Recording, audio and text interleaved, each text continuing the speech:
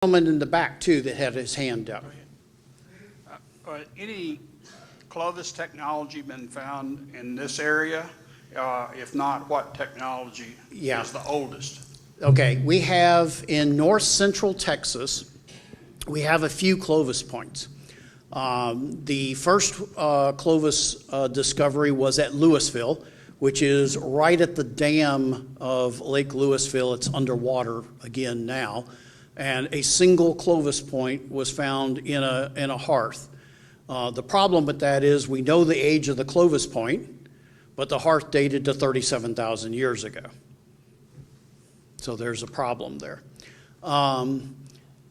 It's an interesting Clovis point that really looks different than most Clovis points around and actually has some very Solutrean looking to it too. But at any rate, then just north of there, north of Denton, is the Aubrey site. And the Aubrey site is a Clovis site where several Clovis points, parts of projectile points, and a number of tools, including blades and a lot of other things, have been found. So that's two sites. Then 10 miles upstream Hickory Creek from Louisville, just south of Denton, is a site called Hickory Creek, for obvious reasons. There were 3 worked flakes found with burned Pleistocene extinct mammal bones. And I have just gotten back, my father did not have the capability because of technology, but he preserved everything.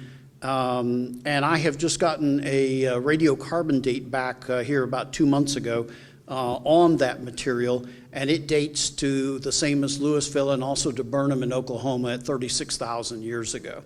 So I can't explain it.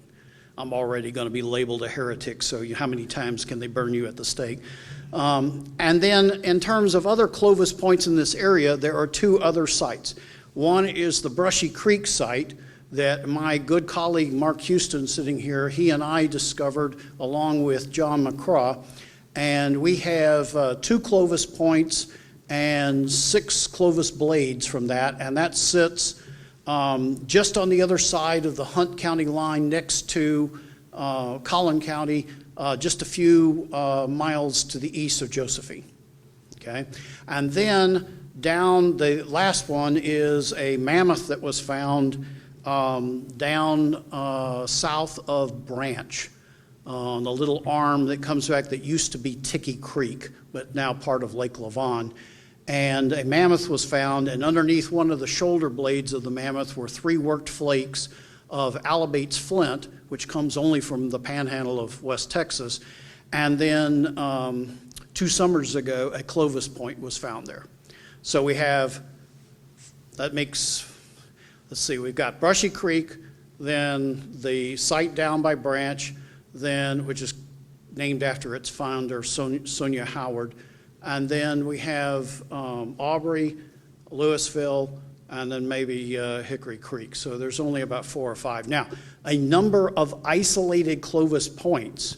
You go to any of these surface hunter collector shows, and you can find cases of 20 and 30 Clovis points that, quote, come from Dallas County.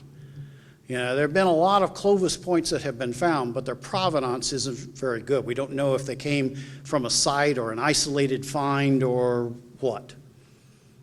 So. Before we leave tonight, there was one question back at the back. I'll take it, but I want you to get your calendar out because we're going to plan the debut of his next book here at the library. My only book. Only book. But